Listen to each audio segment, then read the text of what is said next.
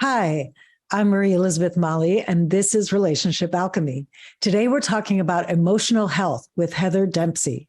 Heather Dempsey is a therapeutic business coach specializing in emotional health, mindset, and the psychology of business. She helps introverts, empaths, HSP, or those who struggle with anxiety show up powerfully and comfortably in their business by creating radical emotional and mindset transformations so they can thrive in business, life, and beyond. She's also a foodie, a cat lover. If we're lucky, we might get to see one of her cats, and a personal development and self-care enthusiast. Welcome to Relationship Alchemy, Heather. Thank you for having me. Super excited to be here.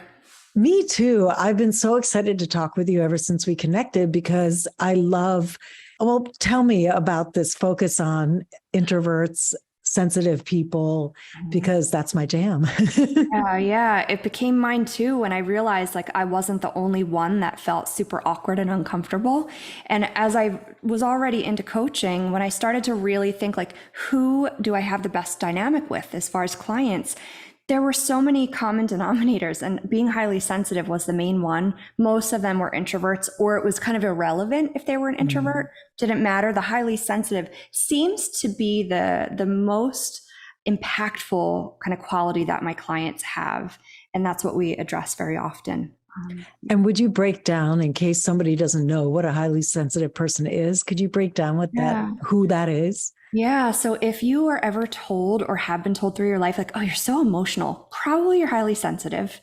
If noises outside of you are really disruptive, that they seem to distract you more than they're distracting everybody else, you might be highly sensitive. It's so interesting where people are like, why are you freaking out? Because it's like 50,000 times more intense for highly sensitive people. If violence or anger really seems to be unsettling to you, and like other people are watching this scene in a movie and they're not even fazed, if it just does not sit, you're probably highly sensitive. So really the easiest way to think of it is if you took every single thing you're experiencing, right? And if it got magnified by 10 and other people didn't feel it that way, right? The highly sensitives feel it magnified at 10. Yeah, no, that's such a clear description. Thank you. Yeah, sure. And I so relate because for me, the sound piece is really huge. I would say that's one of the ways that mine manifests a lot. So for the highly sensitive person, whether it's in personal relationships or in business relationships, can you say a bit about how do you navigate that? Like alongside this topic of emotional health, how does someone who's introverted, sensitive, maybe has anxiety, where do you start with someone like that in their relationships? Yeah, it's so fun to me and it's so rich and deep. It's starting with figuring out like what are the tipping points that where it seems to be extreme for yourself. So to see like when does it seem to be where like I get more uncomfortable or it bothers other people.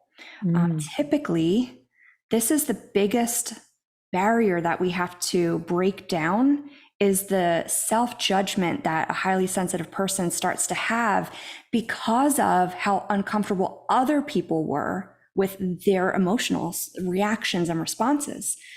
So often we feel awkward. There's this feeling of we make people uncomfortable. Like if you feel like you make people uncomfortable, you don't want to be around people. And then that's where the introverted can get to be almost like hermit, right? Like reclusive.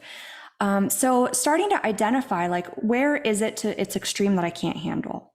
Because when we can identify the kind of outside or the boundaries, the outline, then we can start to position ourselves where we want to be, what we could experience.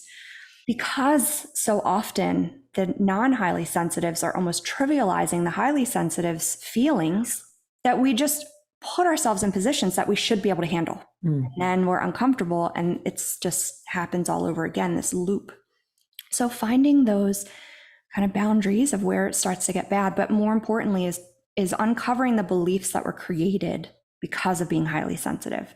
They are the number one thing that's holding someone back. They're usually stopping their creativity. They're stopping them from really tapping into their passion. They're stopping them from tapping into how they really feel because that might make people uncomfortable and that makes me weird. So figuring out those beliefs and patterns that got created based on other people's experience with them. And what I'm hearing and what you're saying too is that they might have to grapple with shame, right? Mhm.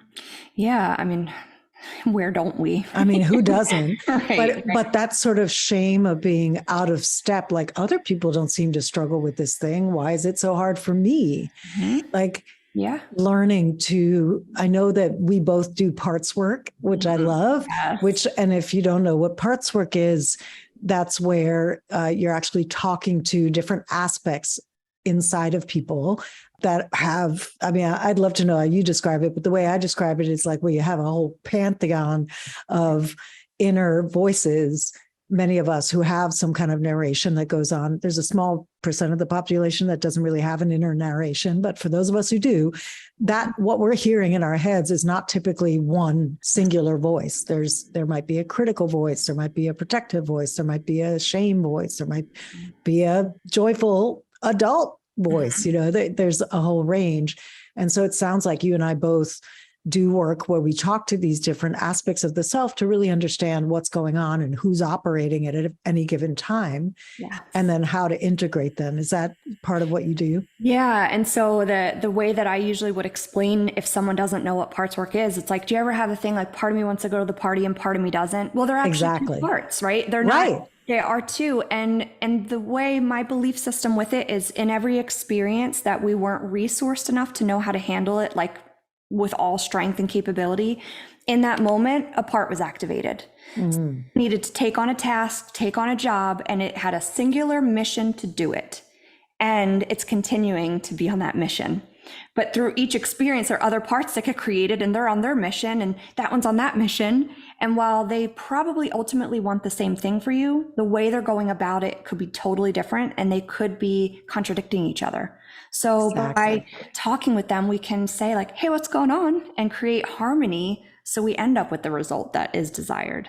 Yeah. Yeah, exactly. That exactly how I work too. And so what do you find as a sensitive person? Is there a kind of typical split that you notice or a typical place where that's in conflict?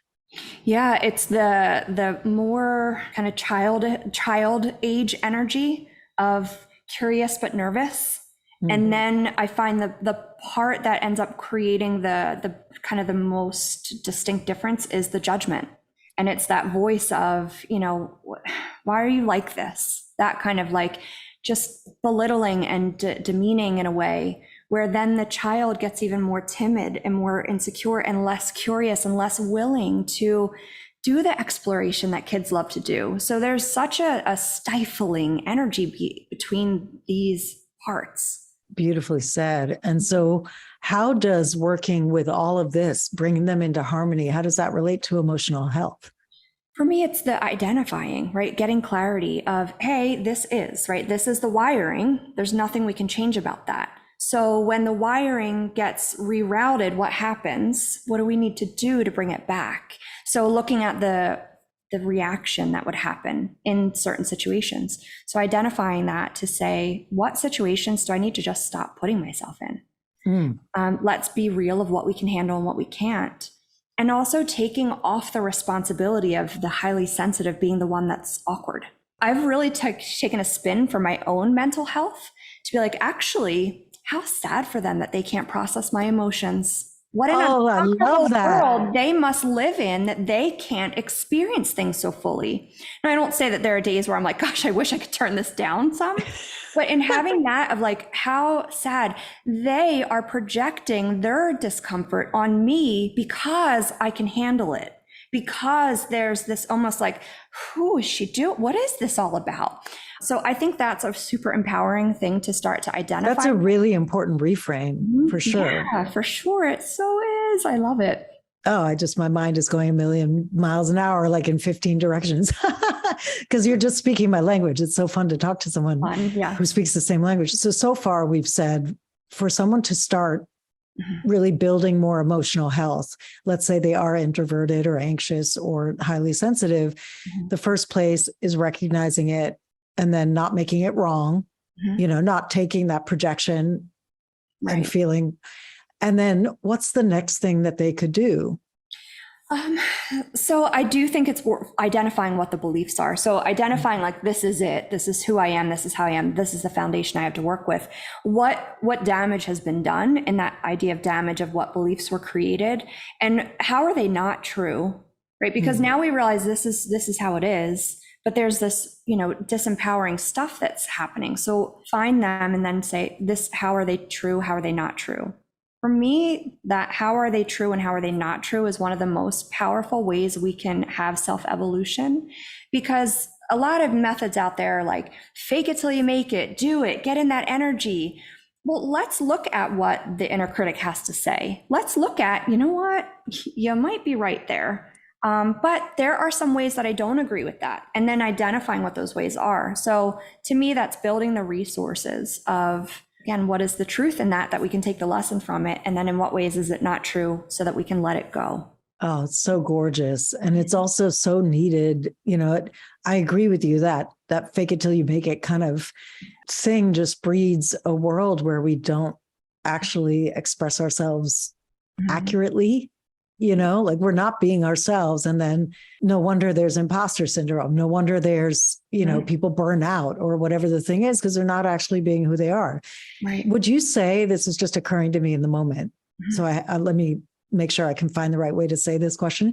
Would you say that in a certain way, highly sensitive people have less luxury of pretense because the responses are so big? It's like you can't fake it in a certain way. Yeah. Or do you find that people learn it's more of a tamping down that they usually do? I would think that my like visceral response is going to be, it depends on the person. But if I think about it, like, yes, a highly sensitive person, I don't know that this is answering the question, but this is what's coming up for me. So someone must have this question. For a highly sensitive person, I think we're more likely to do something and then have like remorse for doing it. The logical mind will start to come in. So that kind of impulsy is where I think that's what you're asking of. Yeah. No, that's, I love that. And that's something that's so common, and especially if the response from out there isn't what one expected, then that remorse of like, oh shit, did I do it wrong? Right. Oh, the way I do it. And then am I wrong? Right. It's kind of like the stair step. No? Yeah. Well, here's one of them. Oh, hi. That idea of the, like, look at the truth in it. Right now I'm thinking of like a client who, one of the beliefs we uncovered is that she wasn't smart enough. And so that sounds so innocent, but I mean, when she said it, it was like, to the core, not smart enough. And so she has been to therapy and other coaches. And I could see this startle in her face when I said, oh, what is that like to not be smart enough? And it was like, and I was like, in what ways aren't you smart enough? How has it affected you not being smart enough? So I'm actually letting her accept this thought, this feeling of not being smart enough. So it got it out. And then I'm like, in what ways have you been smart enough or smarter than other people? Right? In what ways? And so this was the highly sensitive taking on all the judgment, all the criticism, and then just being like, okay. And then taking on the other possibilities of what are the ways and what is smart enough. And so by the end of the conversation, it was like she's beaming, and it was it's a fun, like, where it feels like it could be risky territory, but that accept that as it could be true, and then challenge how it might not be also.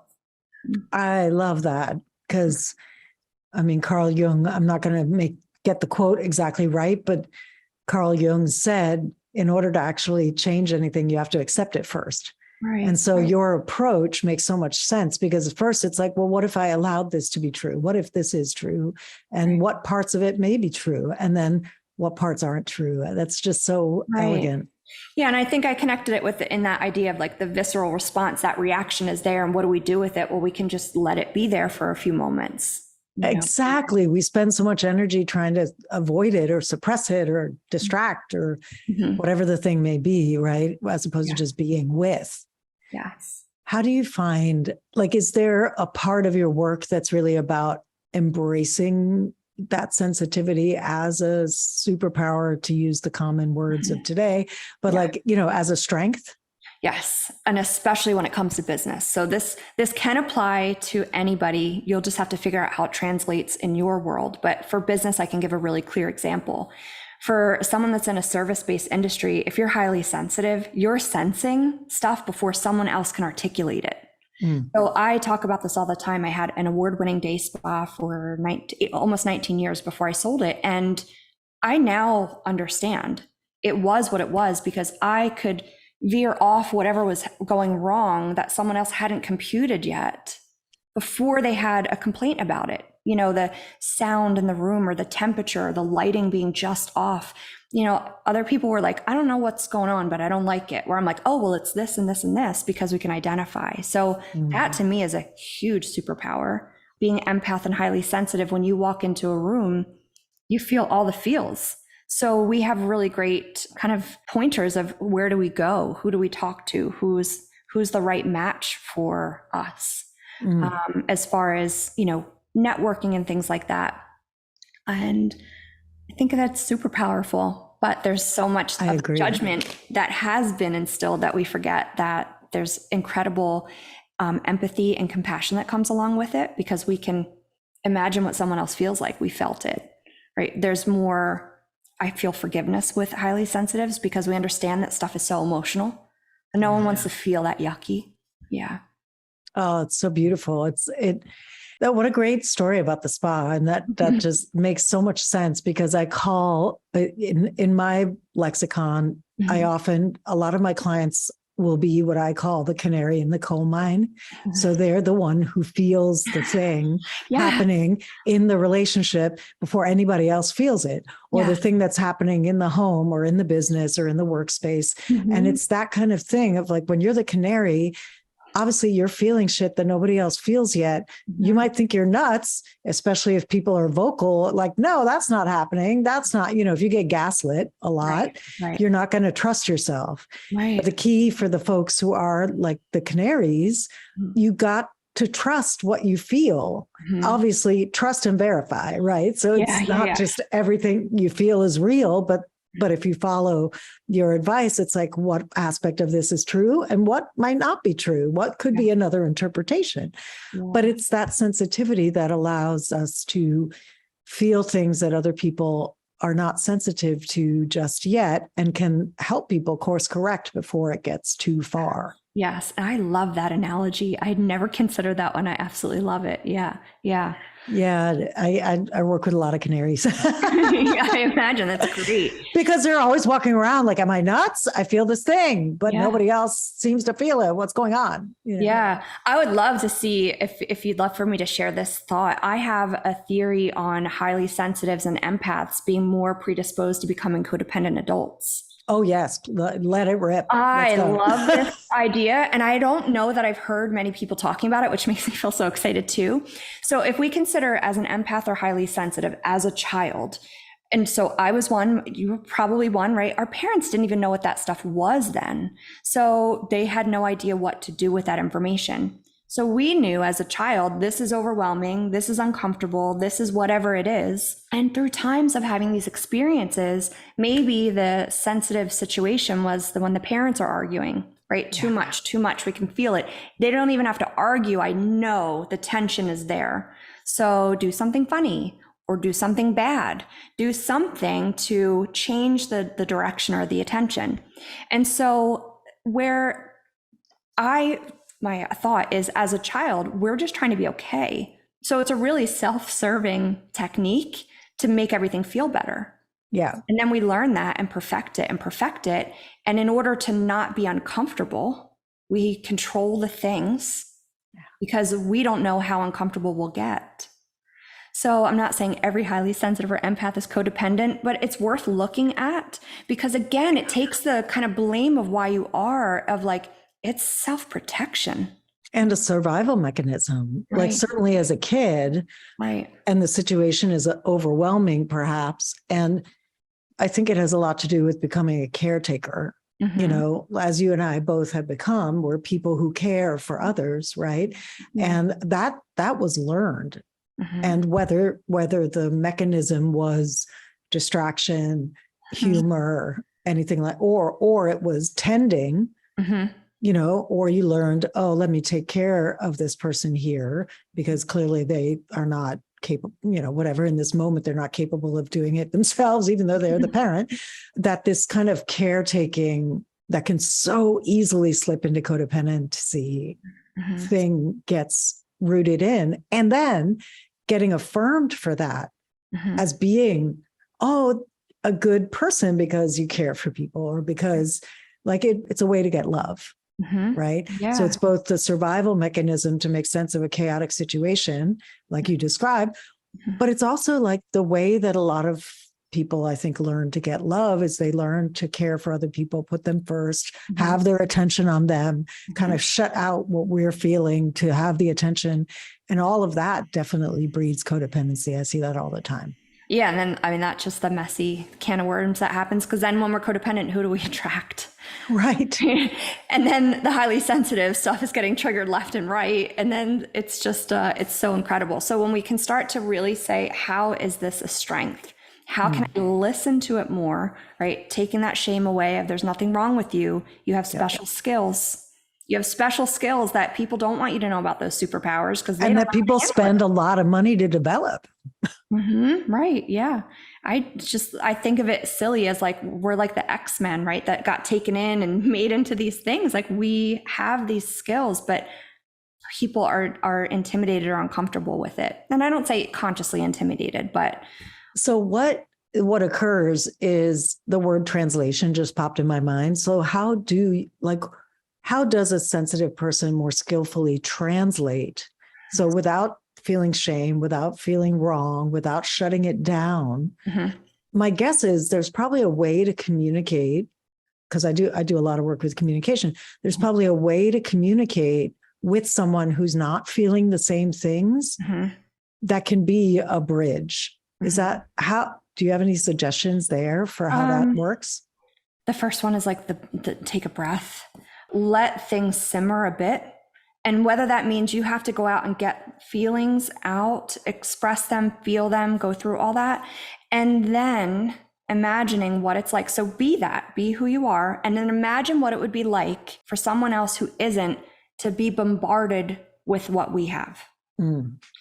And there's that level of compassion of like, oh, okay, so yeah, they're not against me. They just honestly don't know how to handle what's coming at them. So when we can imagine that someone does not know what to do with it, or it's coming too fast, we can approach it a little differently. And there's no judgment coming from them, because we understand it's just a lack of capability or a lack of processing for them. So I do find that helps the most, is let yourself be who you are, how you are, feel the feeling, take a breath, imagine that they can't handle what's coming at them, and see how much you can filter what comes out. I think the other element is in that acceptance of yourself. The things that normally could make people, it just doesn't anymore. Like, I cry every day, all the time. And most people start looking around, and it's like, I have friends that are like, oh, they're going to think we're fighting. I'm like, I don't care what they're thinking, right? Like, it's okay if they think that. But that took a long time also to not be uncomfortable when other people are uncomfortable. And just thinking of like, how is this serving someone else?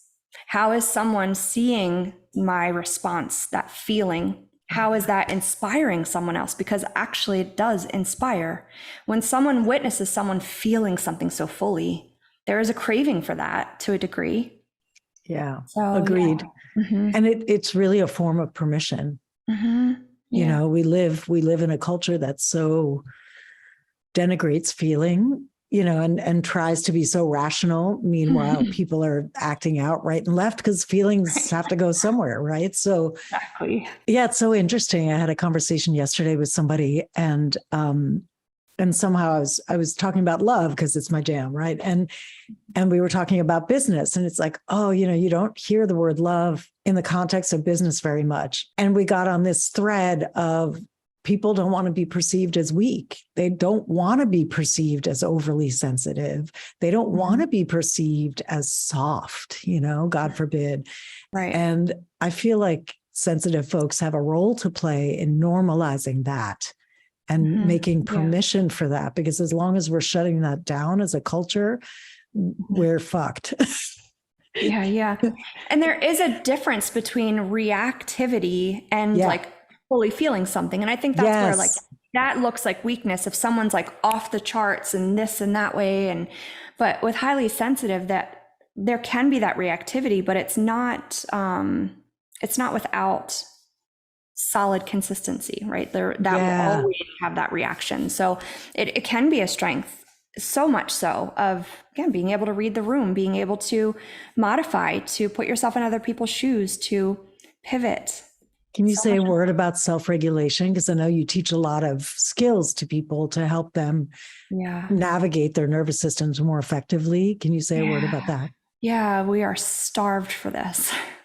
Starved as a culture. And it's simple things like touching your own skin, right? Like I, all day long, just touching my skin and finding the things that feel really nurturing, finding things that feel super nurturing to yourself, self-care activities, also to self-regulate, finding the things that as a child really felt super fulfilling, and figuring out through life where there was kind of a pattern or what the similarities were through things that you truly enjoyed. I think that is an incredible way of self-regulation, is saying like, what's the common denominator in all the things that have made me feel calm, peaceful, safe? And when you find that common denominator, now you can recreate it. We have the information, the data is there. Now we just have to make it happen again. So that's huge for self-regulation, and also patience, right? Taking some time. If we are a constant go, there isn't space for self-regulation. Right. So we need to be able to learn how to bring space into our experiences so that there's that pause button that can happen. To be like, okay, I need to pause and feel this real quick. And then, okay, now I can move forward because I've shifted a bit. So taking that time and space to feel it. A really fun exercise that I love is, all our smartphones now, I think it's called Mindfulness Bell, just an app that has a cute little Tibetan chime. And just for a couple days even, have it ring every hour. And in that hour, how am I feeling? And identify, how am I feeling? Okay, and where am I, right, that I'm feeling this? What is it about this that has me feeling it? So whether it's great, whether it's uncomfortable, again, you're finding those common denominators so you can find better choices of where to put yourself, whether it's, take yourself out of these situations more or put yourself in situations more. And it's interesting because to me, that's self-regulating, because we are figuring out what it is that we need the most to be healthiest. We're not changing, anybody else. So. Which is always a better move, definitely more effective than the alternative. Yeah. So if someone's curious to learn more about your work, how do they find you? So my name is Heather Dempsey, and that is my website as well. So heatherdempsey.com. And I know you have a free gift for people too, which is really cool. Yeah, so it's a awesome masterclass for 3 ways to live without limitations. There's actually more than 3, but it's really pertinent to understanding like what is the thing that is stopping, what are the things that are stopping, and then there's tons of tools of what you'll be able to do to shift that. So this is great for anyone, but I think it's really fantastic for highly sensitives to start to feel like, this is who I am and I'm okay like this. And what are the things that are now, what's the problem, right? The shame and all that, we can fix that through the processes that I'll be sharing in 3 ways to live without limitations. Awesome. Well, it's just been really great to talk with you today. Do you have a final thought you'd like to leave folks with? I'm just so happy to be here. And I love that people are spreading the word about what highly sensitive is, that it's okay to be that. And it's actually something to be super proud of. Like, we're getting through like rock star warriors through this world. So give yourself some grace for that, and know that you've been a gift to other people because you feel so much. You probably have more love that you give and more compassion that you give, and it's impacted people and they might not know how to explain it. Amen. Mm-hmm. Thank you. Well, this has been Emotional Health with Heather Dempsey and me, your host. And until next time, remember that a great relationship starts with you.